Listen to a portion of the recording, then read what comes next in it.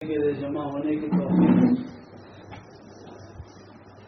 یہ جمع ہونا اللہ کی نگاہ میں بڑا مبارک ہے اور جو ہے بڑا قیمتی ہے۔ اس مجلس میں اگر کوئی اپنی غرض سے بھی آتے ہیں، دین کی غرض نہیں ہوتی، اپنے کام کے لیے آئے، اللہ پاک اس مجلس کی برکت سے ان کی بھی مغفرت کر دیتے ہیں۔ اور یہ مجلس والوں کے لیے فرشتے آسمان سے اعلان کرتے ہیں کہ تمہارے گناہ اللہ نے معاف کر دیے، اور جتنے گناہ تھے اس گناہ کے برابر اللہ نے نیکیاں لکھی۔ تو جب دین کی باتوں کو کہنے اور سننے پر اللہ کی طرف سے یہ انعامات ملتے ہیں اور یہ خوشخبریاں ہیں، تو دین ہماری زندگی کے اندر میں ہوگا تو اس پر اللہ کیا دے؟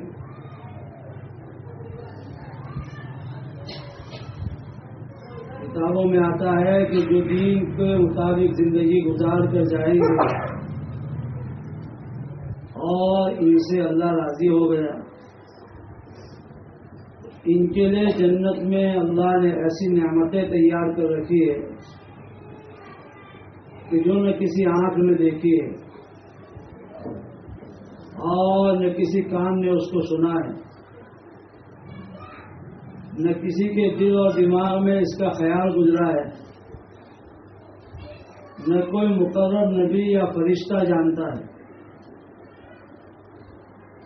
ایسی ایسی چیزیں اللہ پاک نے دین پہ چلنے والوں کے لیے آخرت میں تیار کر رکھی۔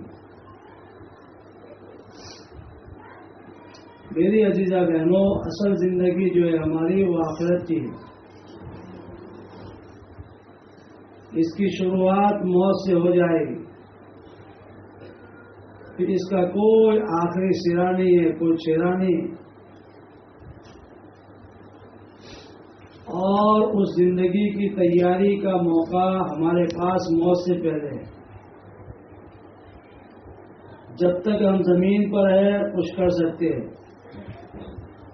لیکن جب زمین ہمارے اوپر آ جائے گی، ہزاروں من مٹی کے نیچے ہم کو داب دیا جائے گا، پھر ہم ایک سبحان اللہ کہنے کے بھی محتاج ہو جائیں گے۔ اس لیے وہ وقت آنے سے پہلے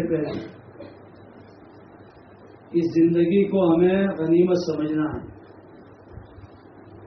کتابوں میں آتا ہے کہ 5 چیزوں کو غنیمت سمجھو، 5 چیزوں کے آنے سے پہلے۔ زندگی کو غنیمت سمجھو موت آنے سے پہلے، تندرستی کو غنیمت سمجھو بیماری آنے سے پہلے، جوانی کو غنیمت سمجھو بڑھاپا آنے سے پہلے، مالداری کو غنیمت سمجھو غریب ہونے سے پہلے، اور فرصت کو غنیمت سمجھو مشغولی سے پہلے۔ یہ زندگی اللہ کی جو ہے بہت بڑی نعمت ہے۔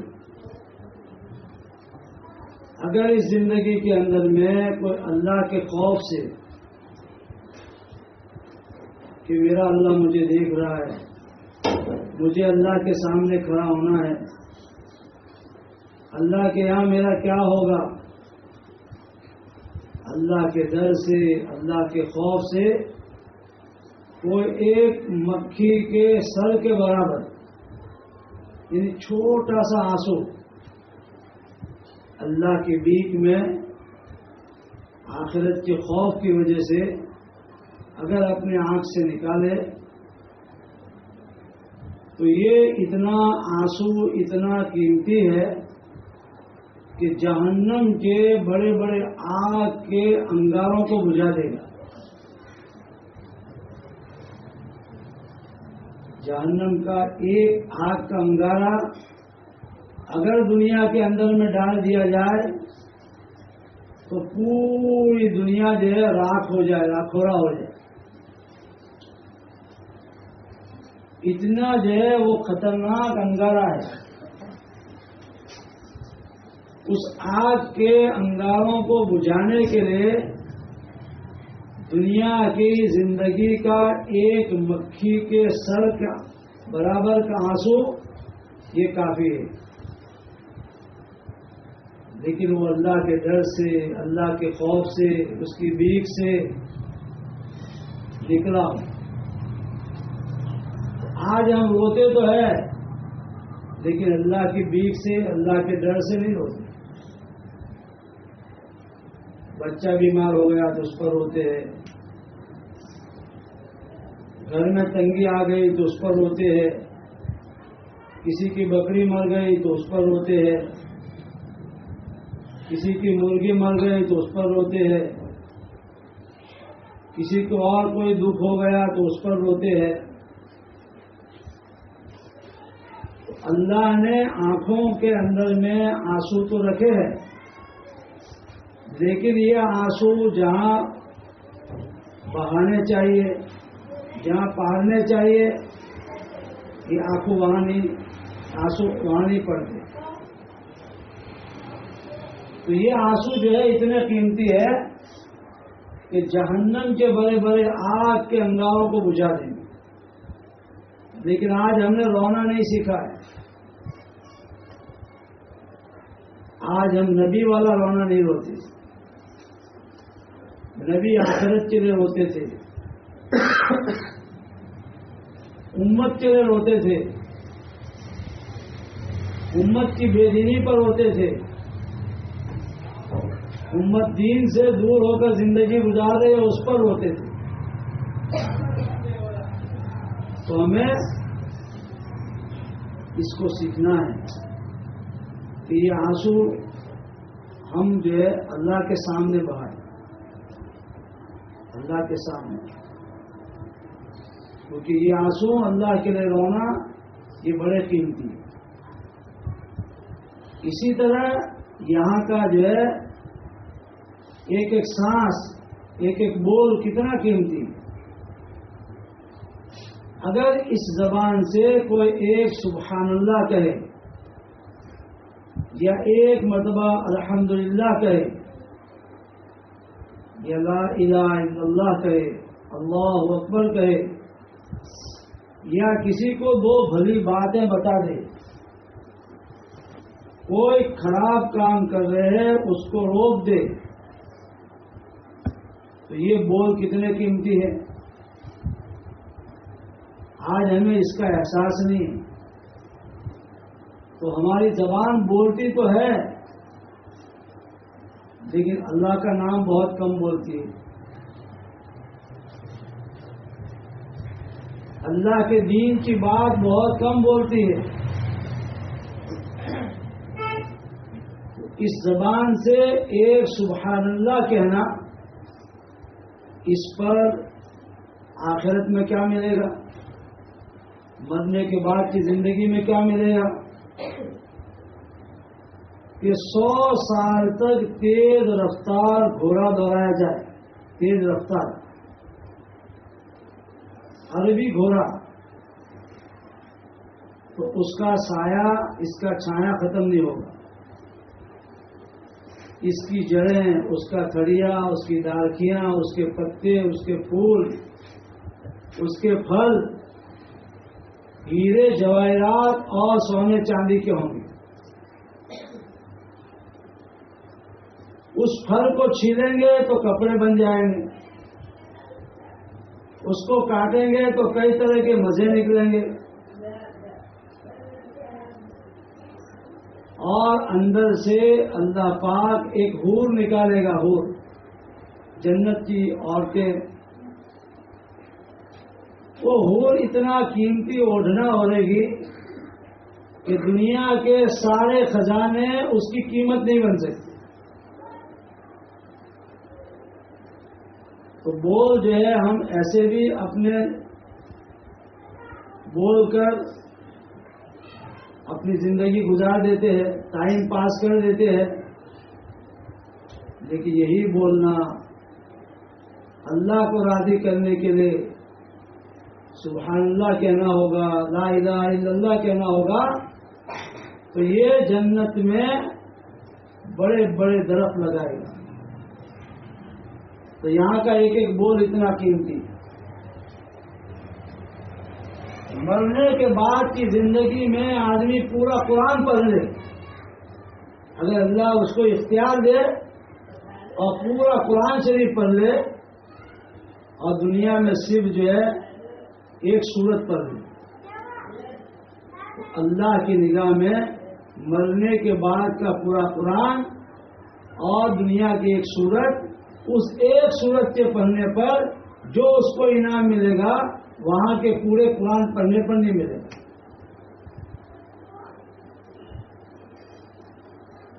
قیامت کے میدان میں انسان اپنے آنکھوں سے آنسو نکالتے نکالتے اتنے آنسو نکالیں گے کہ ان کی آنسوؤں میں کشتیاں بہنے لگے گی، لیکن وہ سب کے سب آنسو جہنم کی ایک چنگاری کو نہیں بجھائیں گے.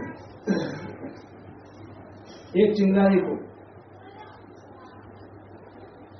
تو میری عزیزہ بہنوں، اللہ نے موت سے پہلے پہلے ہم کو موقع دیا ہے کہ ہم اپنی زندگی کو قیمتی بنائیں.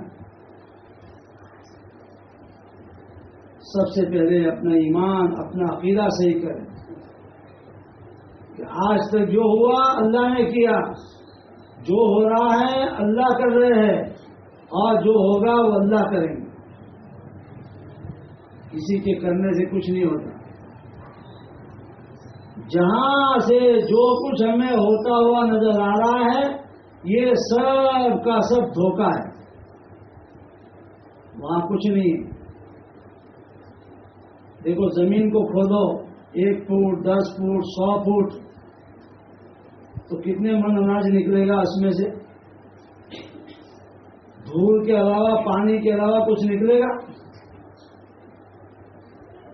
لیکن انسان جو ہے اپنے گھر میں سے اچھا بیج، اچھا اناج زمین میں ڈالتا ہے اور پھر اس میں مٹی میں ڈال کے پانی ڈال کے کیچڑ کر دیتا ہے.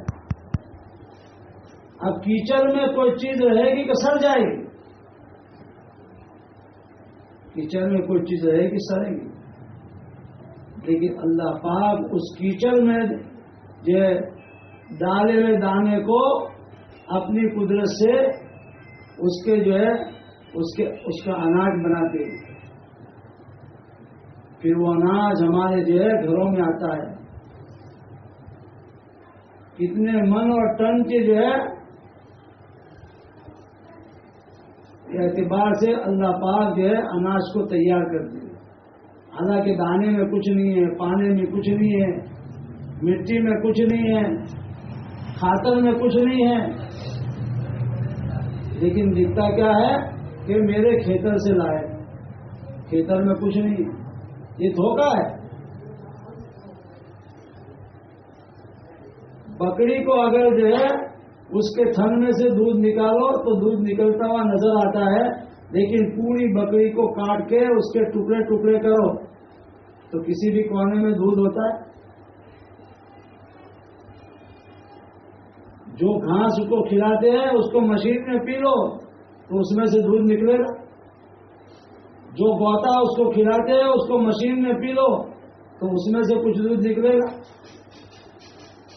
تو نہ گوتے میں دودھ ہے، نہ گھاس میں ہے، نہ بکری میں ہے، لیکن آنکھ یہ دیکھتی ہے کہ بکری سے دودھ نکلتا ہے.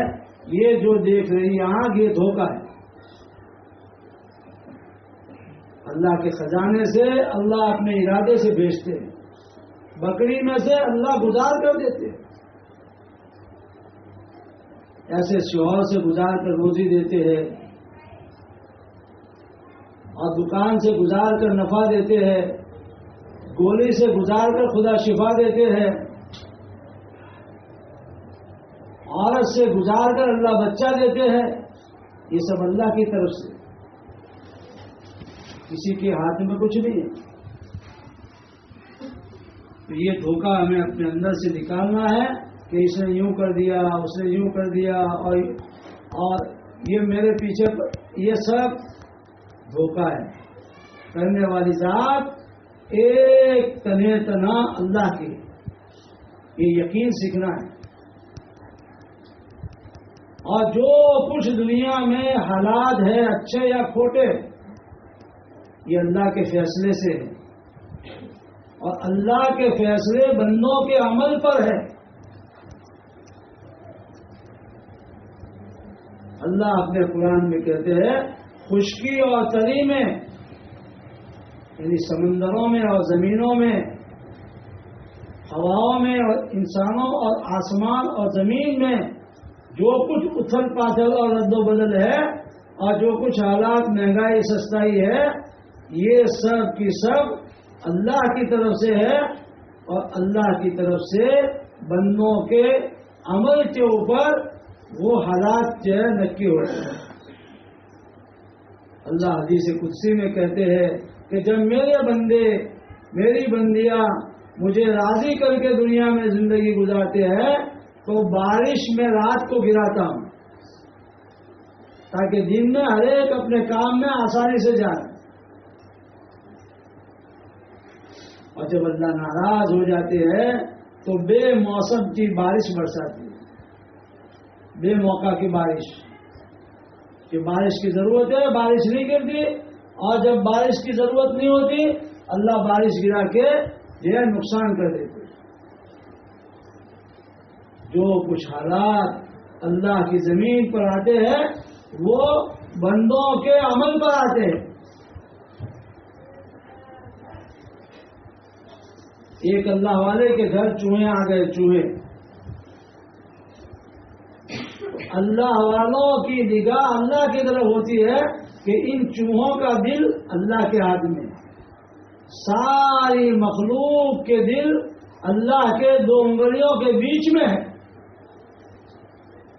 اللہ کے دو انگلیوں کے بیچ میں، وہ جہاں چاہتے ہیں انسانوں کے اور مخلوق کے دل پلٹاتا ہے۔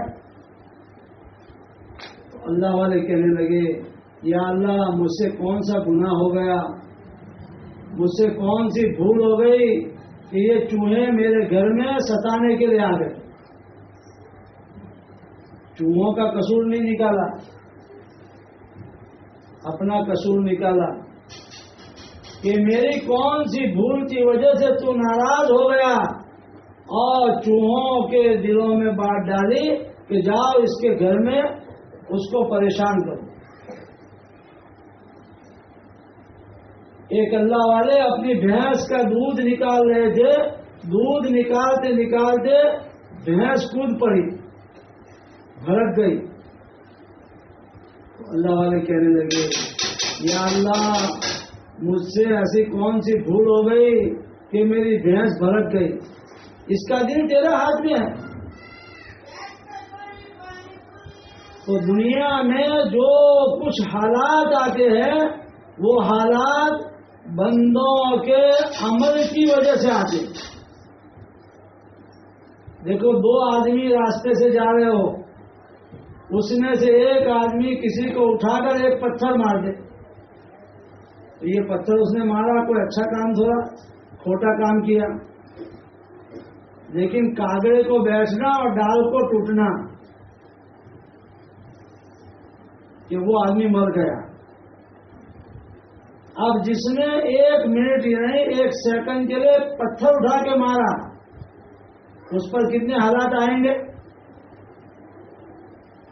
پولیس آئے گی، اس کو پکڑ لے گی، اس کو جیل میں ڈال دے گی، کیس چلے گا، بچوں سے دور، گھر سے دور، دھندے سے دور، اور نتیجے میں 10-15 سال جو سڑیوں کے پیچھے جیل میں۔ کیوں ایسا ہوا؟ کہ اس نے جو ہے اپنے ہاتھ کے عمل کو بگاڑا، ایک پتھر مارا۔ انسانوں پر جو حالات آتے ہیں وہ انسانوں کے عمل کی وجہ سے آتے ہیں۔ اگر انسان کے عمل اللہ کے یہاں اچھا جاتے ہیں تو دنیا میں حالات اچھے آتے ہیں،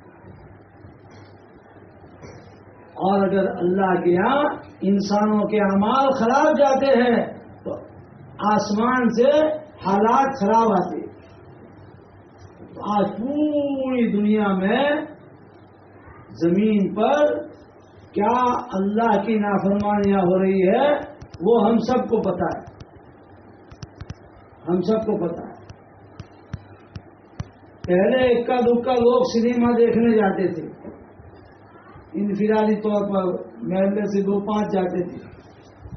اب ہر ایک کے گھر کے اندر میں موبائل کی شکل میں، گھروں کے اندر میں ہر ایک کے جیب میں سنیما آ گئی، ہر ایک کے گھر میں۔ یہ جتنے بڑے بڑے موبائل ہیں، یہ سارے کے سارے موبائل، اس کے اندر میں ہوتا کیا ہے؟ اس کو مارو، اس کا لوٹو، ایسا کام کرو، یعنی 99.99% جو ہے اس میں برائی کے علاوہ کوئی چیز نہیں ہے۔ تو پہلے محلے میں سے 2-4 آدمی گناہ کرتے تھے، سنیما دیکھتے تھے۔ آج ہر ایک کے جیب میں سنیما آ گئی، ہر ایک کے گھر میں، ہر ایک کے جیب میں، ایک ایک گھر میں انسان جتنے ہوتے ہیں اس سے زیادہ موبائل ہوتے ہیں۔ بعضے تو 2-2 3-3 موبائل رکھتے ہیں۔ ایک تو جو ہے لازمی ہو گیا، اور اگر کسی کی لڑکی کہیں شادی کر کے گئی اور سامنے والوں نے موبائل نہیں دیا تو مستقل اس کا جھگڑا، مستقل اس کا جھگڑا کہ کیوں موبائل نہیں دیا۔ لیکن یہ موبائل کی دنیا جب سے گھر میں آئی ہے تب سے لوگ اپنے ماں باپ سے بھی آزاد ہو گئے اور اپنے گھر والوں سے بھی آزاد ہو گئے۔ اب شوہر کے پاس الگ موبائل ہے، وہ الگ دنیا میں پڑا ہوا ہے، اور بیوی کے پاس الگ موبائل ہے، وہ الگ دنیا میں پڑی ہوئی ہے۔ شوہر بیچارہ تھکا آ رہا گھر میں مزدوری کر کے آتا ہے، اور یہ اپنے جو ہے ذوق شوق میں اور دیکھنے میں لگے ہوئے ہیں، تو اس کا نہ کوئی استقبال ہے، نہ کوئی اس کا اکرام ہے، نہ اس کی کوئی عزت ہے۔ وہ خود کھانا گرم کرے، خود کھا لے۔ اس موبائل کی جو ہے اجتماعی جو ہے بلا اور وبا نے، کیونکہ پوری دنیا کے سارے ملکوں میں اور ساری ملکوں کے ساری جو ہے اسٹیٹ میں اور ساری اسٹیٹ کے سارے شہروں اور ضلعوں گاؤں میں یہ اجتماعی جو ہے بلا اور وبا جو ہے موبائل کی آئی ہے، تو پوری دنیا میں اجتماعی وبا آئی۔ امریکہ میں جاؤ تو یہ بیماری، یورپ میں جاؤ تو یہ بیماری، آسٹریلیا میں جاؤ تو یہ بیماری، اور جو ہے افریقہ میں جاؤ تو یہ بیماری، ایشیا میں، انڈیا میں، پاکستان میں، بنگلہ دیش میں، چین میں جاؤ تو یہ کیا؟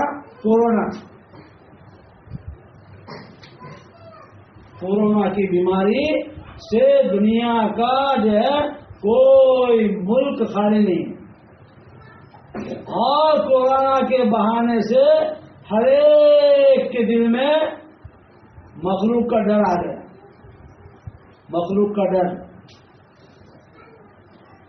ایسے ڈر گئے کہ بعضی جگہ تو شوہر بیچارہ بیمار ہے اور دواخانے سے اس کو چھٹی ملی کہ اب تم گھر جاؤ، تو وہ بچے اور ماں کہتے ہیں ان کو الگ کمرے میں سلا دو، نہ ان کے پاس جائیں گے نہ ہمارے پاس آئیں گے۔ اگر سودا خریدنے کے لیے کسی دکان پر میاں بیوی ساتھ جاتے ہیں، دونوں کی گاڑی الگ الگ، اور شوہر اگر دکان میں گھسا ہے تو باہر بیوی کھڑی رہتی ہے، اور بیوی باہر اندر گھسی ہے تو شوہر باہر، یعنی ایک دوسرے کے پاس کھڑے رہنے کے لیے، ایک دوسرے کے ساتھ کھانے کے لیے، ایک دوسرے کے پاس پانی جو ہے دینے کے لیے، اور ایک دوسرے کو دوا اور سہارا بننے کے لیے تیار نہیں ہے۔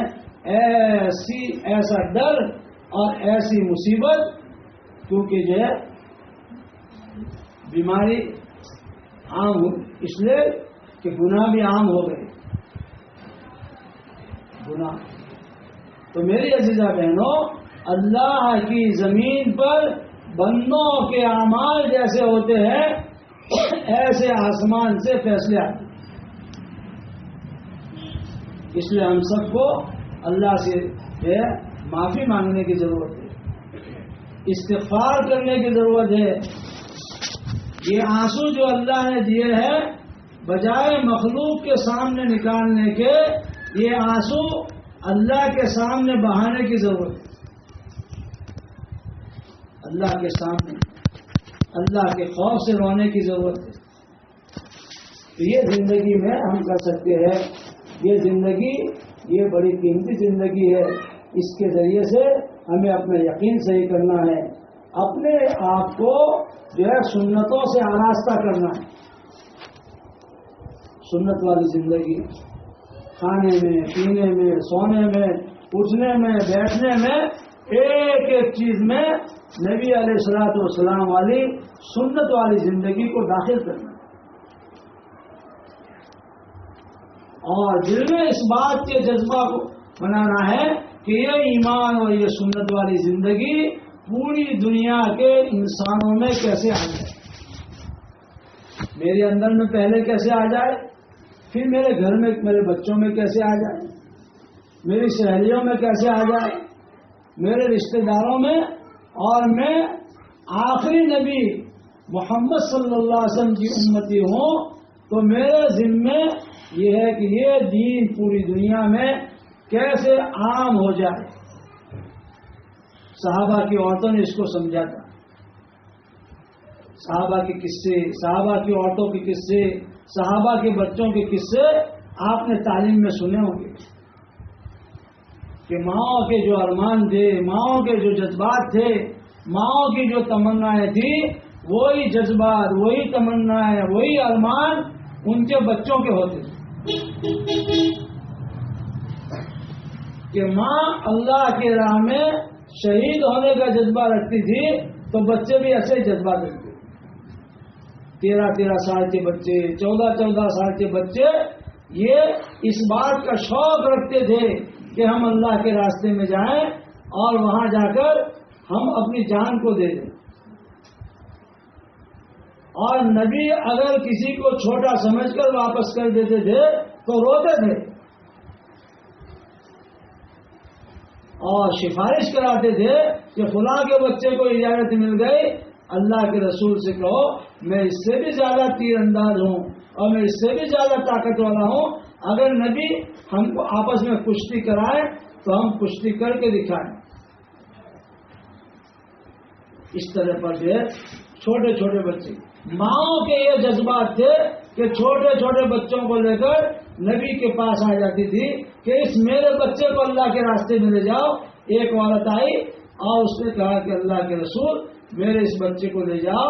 تو نبی علیہ السلام نے کہا کہ یہ چھوٹا بچہ ہے، یہ کیا کام دے گا. کہا اللہ کے نبی جب کافر آپ پر تیر پھینکے، آپ پر بھالے پھینکے، اس میرے بچے کو آڑ میں کر دینا تاکہ وہ تیر اور بھالے آپ کو نہ لگے،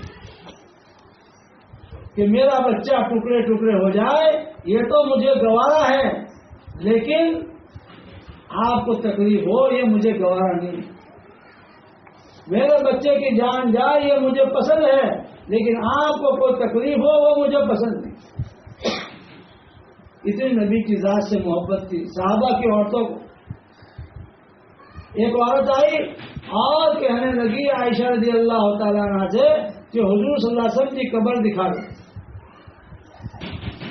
عائشہ رضی اللہ تعالیٰ عنہ نے حضور صلی اللہ علیہ وسلم کی قبر دکھائی تو وہ دیکھ کر رونے لگی اور روتے روتے روتے جو ہے وہ مر گئی. اس کے جو ہے اس کی جان نکل گئی.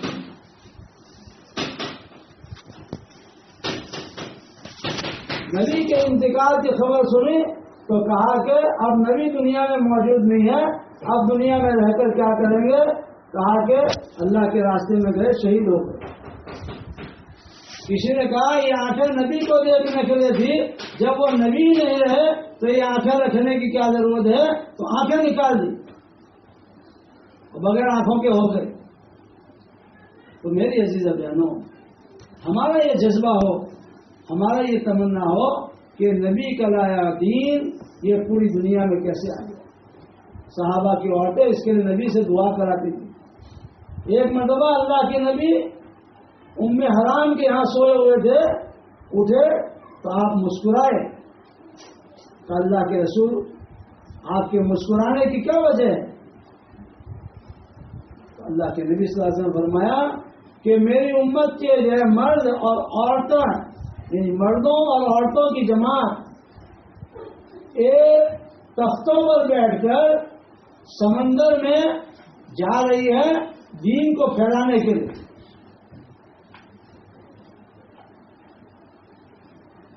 अल्लाह के नबी से दरखास्त की कि अल्लाह के नबी मेरे दुआ करो कि अल्लाह मुझे उस जमात में ले जाए। नबी ने दुआ की, औरतों की जमात निकल रही है और उस जमात में शरीक होने के लिए उम्मे हराम दुआ करा रही है। तो ये कोई तबलीग नहीं है।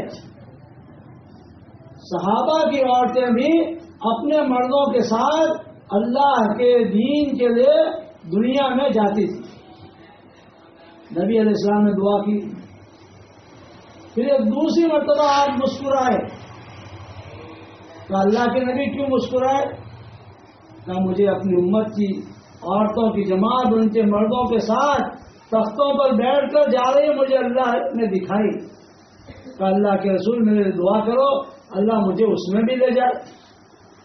एक जमात की दुआ कराई, फिर दूसरी जमात की दुआ कराने के लिए हुजूर से दरखास्त की। हुजूर ने दुआ नहीं की, इसलिए कि उम्मे हराम पहली जमात में जाने वाली थी और वहां जाकर वो शहीद होने वाली। कोई माँ अपने 4 बच्चों को चिल्ले 4 महीने के लिए नहीं, साल 2 साल के लिए नहीं, बल्कि जिंदगी के लिए तैयार कर रही है कि मेरे बच्चों कल तुम्हें अल्लाह के रास्ते में जाना है और दुश्मनों के सरदार का मुकाबला करना है, और एक शहीद हो जाए तो दूसरे को आगे बढ़ना है, और दूसरा शहीद हो जाए तो तीसरे को आगे बढ़ना है। माँ अपने बच्चों को तरगीब दे रही है और उनकी तशकील कर रही है कि कल तुम्हें जमात में जाना है, चिल्ले 4 महीने के लिए नहीं, जान देने के लिए। जानों की तशकील करती थी। इसलिए तो वो बहनें इस बात को समझती थी कि मौत का एक झटका आएगा, ये सब की सब प्रॉपर्टियां, सब के सब जो है बर्तन, सब के सब जेवर, सब के सब कपड़े, सारी औलाद मौत के झटके पर यहाँ रह जाएंगे। कब्र में जो काम आएगा वो अल्लाह के दीन का काम आएगा, दीन की मेहनत काम आएगी, दीन काम आएगा। ये उनके यकीन में बात थी और ये इनकी जिंदगी में ये जहन में बात थी। तो माएँ अपने बच्चों को 4 महीने के लिए नहीं, जान देने के लिए तैयार करती। और एक गया है तो चलो अब दूसरा वो आएगा तब, ऐसा नहीं। अपने ऐसा है कि घर में से कोई गया और दूसरे की तस्कीर हो तो एक तो गए सब यूं अपने कहते। और वहां एक साथ एक माँ अपने 4 बच्चों को भेजती है और चारों बच्चे अल्लाह के रास्ते में जाते हैं और वहां शहीद हो जाते हैं, जान दे देते हैं। और माँ को खबर पड़ती है तो कोई हाय वावेला नहीं करती और कोई चीखो पुकार नहीं करती और कोई जो गम नहीं मनाती, बल्कि खुशी में शुक्रिया अदा करती है और कहती है कि कल कयामत में इन चारों के जो है साए में शहीदों की माँ कह के मुझे अल्लाह उठाएंगे। शुक्रिया में सजदे में गिर जाती है। किसके लिए? कि बच्चा जमात में गया वहां परेशान है, इसके लिए। बच्चा जमात में गया है और वहां वो अल्लाह को प्यारा हो गया है, कहा कि उसके जो शुक्रिया में ये सजदा करती है। और एक छोकरा नहीं, 4 छोकरे। اپنے یقین کو صحیح کرنا ہے، اپنے عمل کو صحیح کرنا ہے، اور اپنے جذبات کو نبی اور صحابہ کی عورتوں اور صحابہ کے بچوں والے جذبات بنانا ہے، اور اس کا موقع موت سے پہلے۔ آج ہمارے جذبات کیا ہے؟ اچھی فریج کے، اچھی تجوری کے، اچھے کپڑوں کے، اچھے برتنوں کے، اچھے فرنیچروں کے، اچھے مکان کے، اچھے زیور کے۔ آج ہمارے جذبات نبی کے دشمنوں جیسے جذبات ہیں۔ ہمارے گھر چیزوں سے بھرے ہوئے اور اعمال سے اور نبی والی محنت سے خالی ہے۔ اللہ کے نبی کے گھر اعمال سے بھرے ہوئے تھے، تہجد ان کے گھر میں تھی، اشراق ان کے گھر میں تھی، چاشت ان کے گھر میں تھی، اوابین ان کے گھر میں تھی۔ دین کا سیکھنا سکھانا اور خدا کی مخلوق کے کام آنا وہ نبی کے گھر میں تھا۔ نبی کے گھر اعمال سے بھرے ہوئے تھے اور چیزوں سے خالی تھی۔ مہمان آ گیا، 9 گھروں میں نبی نے آدمی بھیجا، لیکن ہر جگہ سے برکت کی آواز آئی کہ گھر میں کھانے کو کچھ نہیں۔ عمر رضی اللہ تعالیٰ عنہ اللہ کے نبی کو ملنے کے لیے جاتے ہیں، دیکھتے ہیں کہ ایک بستر ہے، وہ بھی ٹاٹ کا ہے، ٹاٹرے کا، اور گھر میں تھوڑے سے مٹھی پر جو پڑے ہوئے ہیں، ایک پیالہ پڑا ہوا ہے، 1-2 چمڑے پڑے ہوئے ہیں، باقی نبی کے گھر چیزوں سے خالی ہے کہ برتن بھی پورے نہیں ہیں، اناج بھی پورا نہیں ہے، اور بستر بھی پورا نہیں ہے۔ آج ہمارے گھر میری عزیزہ بہنوں چیزوں سے آباد ہو گئے۔ فریج ہمارے گھر میں آ گیا، تجوری ہمارے گھر میں آ گئی، صوفے سیٹ ہمارے گھر میں آ گئے، زیور سے ہم آراستہ ہو گئے، برتنوں سے ہمارے گھر سج گئے، اور پتہ نہیں کیسے کیسے پتھروں سے ہمارے گھر چمک گئے، لیکن ہمارے گھر اعمال سے خالی ہو گئے۔ یہ محنت اس کی ہے کہ ہمارے گھروں میں تہجد، اشراق، چاشت، اوابین، صبح شام کی 3 تسبیح، قرآن کی تلاوت، دعاؤں کا اہتمام، اس سے ہمارے گھر آباد ہو جائے۔ پھر دیکھو ہمارے گھروں میں سکون آئے گا، برکتیں آئے گی، ہماری دعاؤں پر اللہ کام بنائیں گے۔ امام بخاری کی آنکھیں چلی گئی، ان کی ماں اعمال والی تھی، دعا کر کر کے اللہ کے خزانے سے 2 بار امام بخاری کے لیے آنکھیں منگوائی۔ دنیا کے سارے ڈاکٹر مل کر کسی کی ایک آنکھ واپس نہیں کر سکتے، لیکن اللہ نے مردوں کو، عورتوں کو حضور کی امت کے دعا کی وہ طاقت دی ہے کہ دعا کے ذریعے اللہ کے سامنے اڑ جائیں تو اللہ سے جو چاہے کروا سکتی۔ تو آج دعائیں ہم مانگتے ہیں، لیکن سرسری مانگتے ہیں۔ مانگنا کس کو کہتے ہیں؟ ایک بچہ اپنی ماں سے 1 روپیہ مانگتا ہے، ماں نہیں دیتی تو اس کا پیر پکڑ لیتا ہے، اس کا قمیص پکڑ لیتا ہے، اس کا اوڑھنا کھینچتا ہے، نہیں دیتی تو زمین پر کھالی جو آروڑتا ہے، اور بناوٹی جو منہ آ کر کے آنسو نکالتا ہے۔ اب ماں کے پاس 1 روپیہ اگر چھوٹا نہیں ہوتا تو 5 کا سکہ دے کر کے دل مر 5 کا سکہ دے دیتی۔ اس کو کہتے ہیں مانگنا۔ تو آج ہم دعائیں پڑھتے ہیں، بہت سی عورتیں صبح شام دعائیں پڑھتی ہیں، پڑھنے کا بھی ثواب ہے، اللہ کا نام لینے کا بھی ثواب ہے، لیکن اصل جو ہے دعا مانگنا ہے، دعا مانگنا ہے۔ اس وقت پوری دنیا میں جو حالات چل رہے ہیں وہ خالی دعاؤں کے پڑھنے سے نہیں جائیں گے، دعاؤں کے پڑھنے سے جنت میں اس کا بدلہ، جنت میں درخت تیار ہو جائیں گے۔ لیکن میری عزیزہ بہنوں، جن وباؤں میں اور جن بلاؤں میں اور جن مصیبتوں میں ہم گرفتار ہیں، اور پوری دنیا گرفتار ہے، اور پوری دنیا میں جو ہے یہ پریشانی ہے، یہ دعاؤں کے مانگنے سے جو ختم ہوگی، دعائیں مانگنے سے۔ اس لیے چاہے ہم کتنے اچھے نیک کام کریں، کتنے بھلے کام کریں، لیکن اس کے ساتھ استغفار کم سے کم روزانہ 300 مرتبہ استغفر اللہ 300 مرتبہ استغفار پڑھنے والوں کی اللہ دعا رد نہیں کرتے. ایک اللہ والے کہتے ہیں کہ جو 300 مرتبہ استغفار کرے وہ کسی کو بد دعا نہ دے، اللہ اس کی بد دعا قبول کر دیتے. تو استغفار، اور یہ نہیں کہ جو ہے ہم گنہگار اس لیے استغفار کرنا ہے. نیک کام کرنے کے بعد استغفار. دیکھو ابو ہریرہ کتنے دیندار تھے، کتنے بڑے عالم تھے، لیکن روزانہ 12,000 مرتبہ استغفار کرتے تھے. نبی کے صحابی ہیں، نبی کے پاس رہنے والے ہیں، کھانا ملا تو کھایا، نہیں ملا تو بھوکے رہے، اور چادر میں جو پوری کپڑے بھی پہننے کے لیے نہیں ملے. ایسے صحابی 12,000 مرتبہ استغفار کرتے. ہم تو 2-4 عمل کرتے ہیں، 2-4 نفلیں تھوڑا صدقہ کرتے ہیں اور سمجھتے ہیں کہ ہم تو بہت کچھ کرتے ہیں.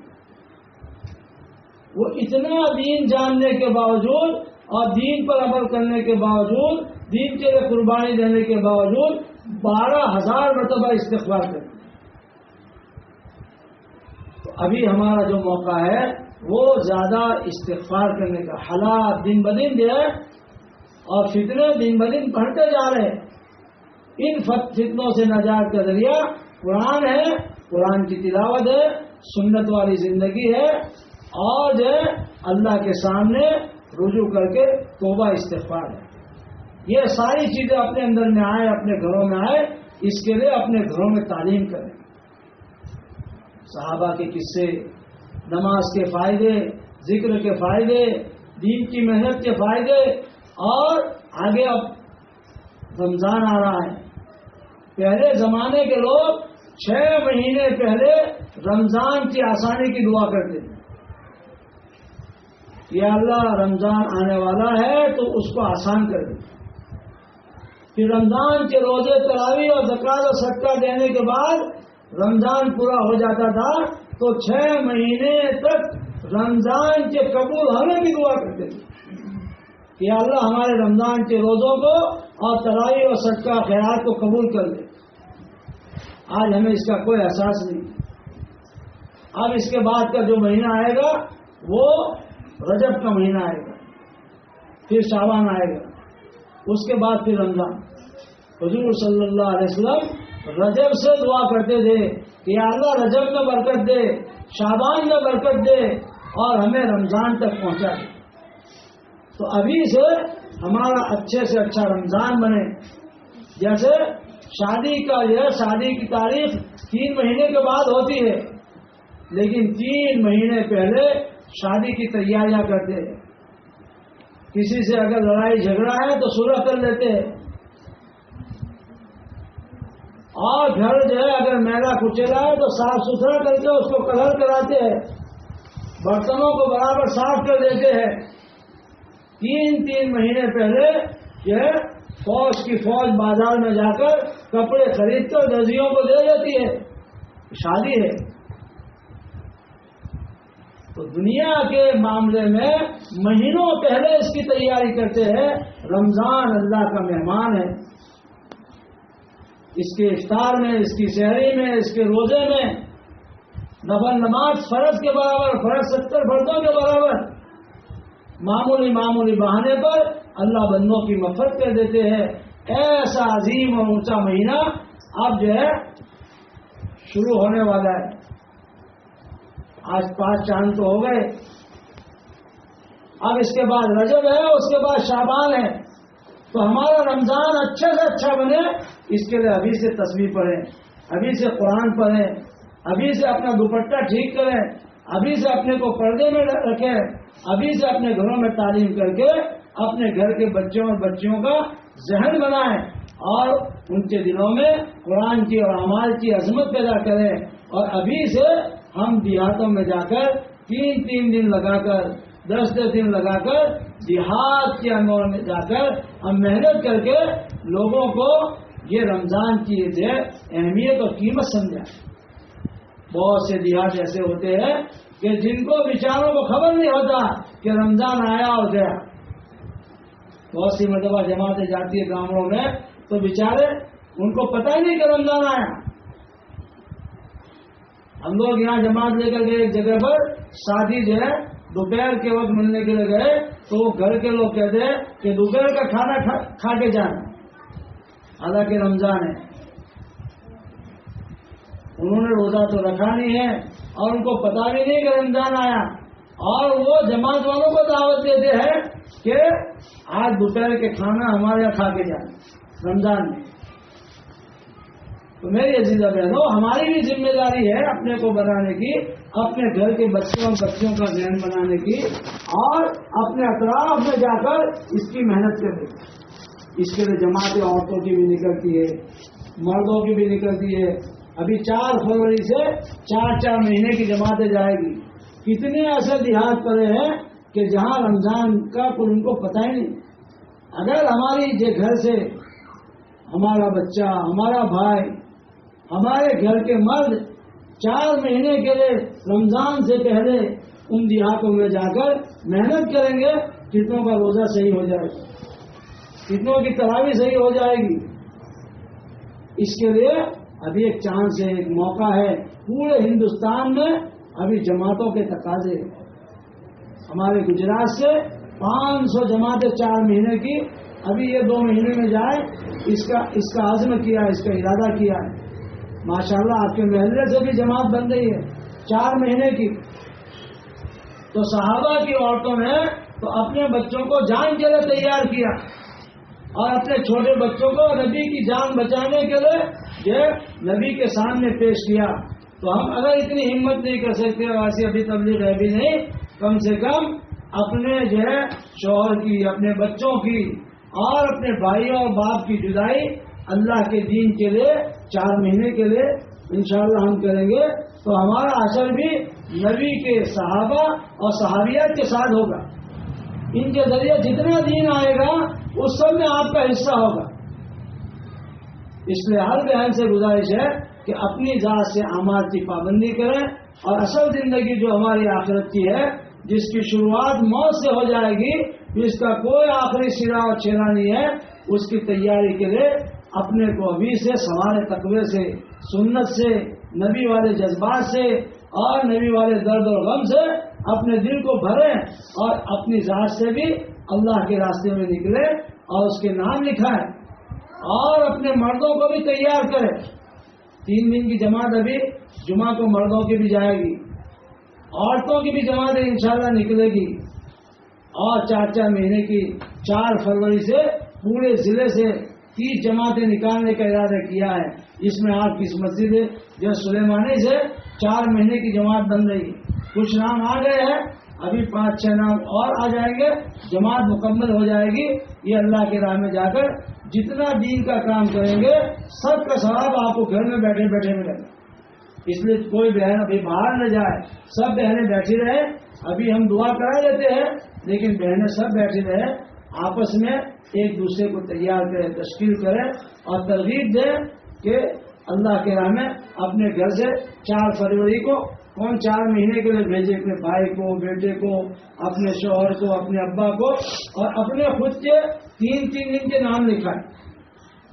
3 دن کی جماعتیں مستورات کی نکلنا شروع ہو گئی ہے، 10 دن کی جماعتیں نکلنا شروع ہو گئی ہے. ابھی جو کتنی 3-4 جماعتیں 10 دن کی ہماری دوسری جگہ گئی ہوئی، 10 دن کی بھی جماعتیں نکلنا شروع ہو گئی، 3 دن کی جماعتیں بھی نکلنا شروع ہو گئی.